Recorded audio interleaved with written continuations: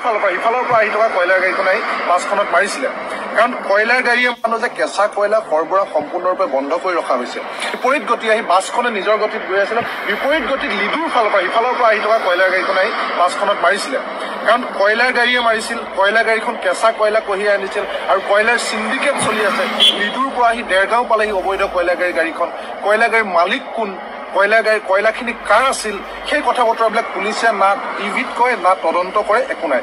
লিডুৰ এই যিখন কয়লা গাড়ী এতিয়া পুলিচৰ হাতত তথ্য নাই বুলি কৈছে গাড়ীখনৰ আৰু কেৱল যাত্ৰীবাহী গাড়ীখনৰ ফিটনেছ নাছিল যাত্ৰীবাহী চালকজনৰ লৈ বিভিন্ন প্ৰশ্ন উত্থাপন কৰা হৈছে আমি মানি লৈছো যাত্ৰীবাহী গাড়ীখনৰ ফিটনেছ নাই সেইটো পৰিবহণ বিভাগে চাব লাগিছিল যাত্ৰীবাহী গাড়ীখনৰ চালকজনক প্ৰশ্ন কৰা হৈছে সেইবিলাক সকলো কথা ঠিক আছে সেইবিলাকো দুৰ্ঘটনাটো এটা কাৰক হ'ব পাৰে কিন্তু মূল কাৰকটো হৈছে যে অবৈধ কয়লা ভৰ্তি ট্ৰাকখনে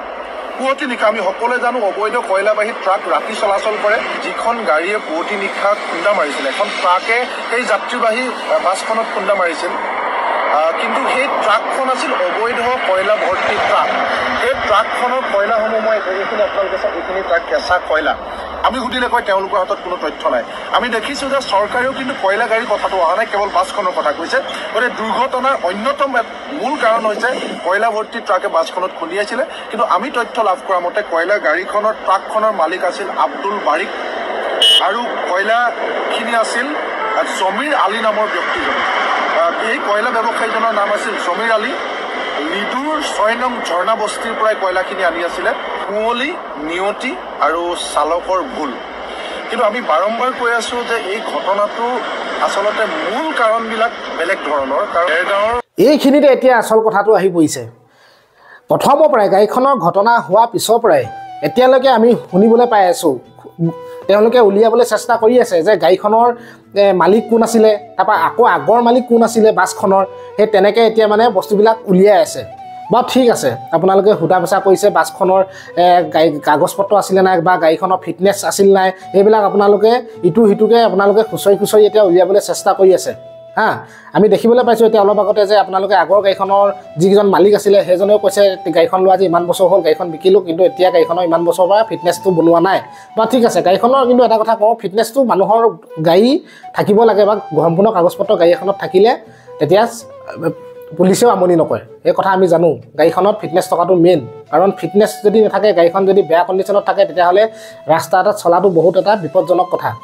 সেইখিনি আমি মানি লৈছোঁ কিন্তু ইমানখিনি যে আপোনালোকে বাছখনৰ আপোনালোকে এইটো জেড যে গোটেই খুচৰি আছে এতিয়ালৈকে কি কাৰণে আপোনালোকে সেই দাদাজনে ক'ব গতে আপোনালোকে যিখন কয়লা ভৰ্তি ট্ৰাক আনিছিলে কেঁচা কয়লা যিখন ট্ৰাকত আনিছিলে পূৰা লিডুৰ পৰা আহি দেৰগাঁও পালেহি আৰু দেৰগাঁৱত আহি ঘটনাটো হ'বলৈ পালে গতিকে এইটো দাদাজনে কৈছে যে ৰং চাইডে আহি মানে বাছখনত আহি সেই কয়লা ভৰ্তি ট্ৰাকখনে খুন্দা মাৰিলে কিন্তু এতিয়ালৈকে যে সেই বাছখনৰ কি বুলি কয় কয়লা ভৰ্তি ট্ৰাকখনৰ কোন মালিক লিডু কোন মালিক হয় আৰু ক'ৰ পৰা কয়লাটো আনিছিলে কোনে আনিছিলে কেনেকৈ আহিবলৈ পালে এই কথাখিনি যে এতিয়ালৈকে ওলা নাই এইখিনি কথা কি কাৰণে গাপ দিবলৈ চেষ্টা কৰা হৈছে গতিকে বাছখনৰ লগত এইটো যে গোটেইখিনি আপোনালোকে যিধৰণে বিচাৰি আছে খুচৰি আছে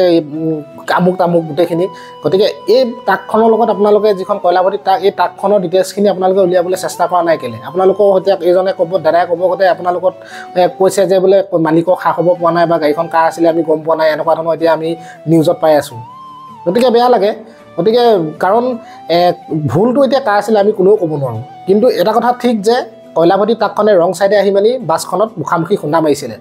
গতিকে বাছ চালকজনৰ যিখন আল্ট্ৰা বাছ আছিলে বাছ চালকজনৰ দুখ নে কয়লা ভৰ্তি ট্ৰাকখনৰ চালকজনৰ দুখ আছিলে এতিয়ালৈকে কিন্তু এই কথাটো আমি গম পোৱা নাই কিন্তু বহুতে বিভিন্ন ধৰণৰ কথা কৈছে আল্ট্ৰা বাছখনৰ চালকজনৰ কথাও বহুতে ধৰি লওক শুনিবলৈ পাইছোঁ তেওঁ মদ চদ খোৱা বা মদ খাই আছিলে বুলি শুনিবলৈ পাইছিলোঁ যিহেতু এজনী ছোৱালীয়ে তাত গাড়ীখনত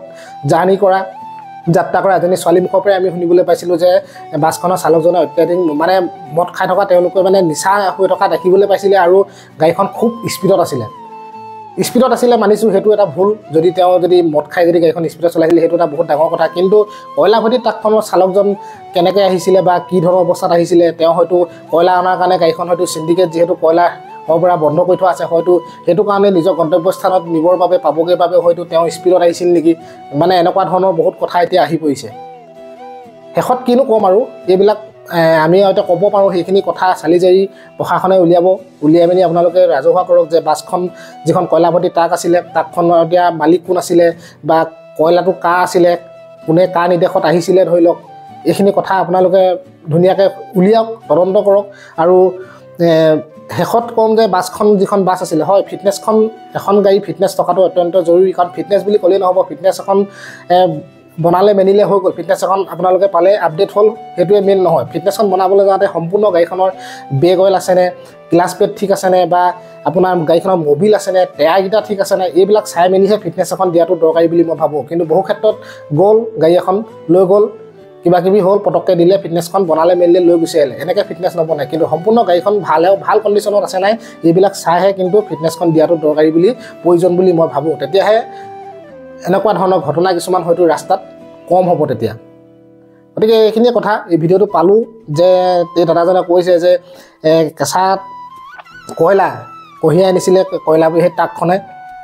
যিখন ট্ৰাকত আনিছিলে আৰু সেইখনে আহি ৰং ছাইডে আহি কিন্তু বাছখনত মৰাটো সেইটোতো পূৰা 100% কাৰণ ৰং ছাইডে আহি সেইখনে মুখামুখিকৈ যিহেতু ঘন কুঁৱলী আছিলে মুখামুখি খুন্দা খোৱা ফলতে এই ঘটনাটো সংঘটিত হ'বলৈ পালে আৰু যিহেতু 4 লেন ৰাস্তাটো বনাই আছে যিহেতু সেইকাৰণে ৰাস্তাও খেলি মেলি ইয়াত আছে ইয়াত সেই কথাটো সোমাই আছে গতিকে এইখিনিয়ে কথা কিনো ক'ম শেষত এইটোৱে ক'ম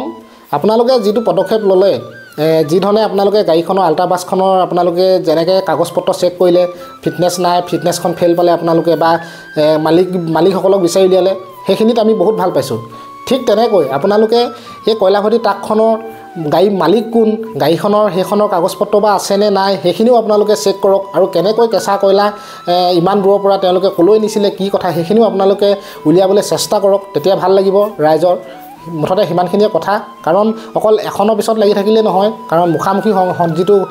মুখামুখি হৈছে ন মুখামুখি এটা সংঘৰ্ষ সেই সংঘৰ্ষৰ ফলত দুখন গাড়ী মুখামুখি হ'লতহেতো মানুহকেইজন ঢুকাবলৈ পালে গতিকে দুইখন গাড়ী আপোনালোকে বিচাৰ কৰক দুইখন গাড়ীৰ এখন গাড়ী উলিয়ালে ইখন গাড়ী কোন মালিক কি কথা সকলোখিনি আপোনালোকে ৰাজহুৱা কৰক বিচাৰিলেতো চব ওলাব ন কি কাৰণে নোলাব গাড়ী মালিক কোন আছিলে কি কথা গতিকে সকলোবিলাক ৰাজহুৱা কৰক ভাল লাগিব তেতিয়া গতিকে আজিলৈ আহিছোঁ ভালে থাকক কুশলে থাকক আপোনালোক সকলো জয় অসম বাই বাই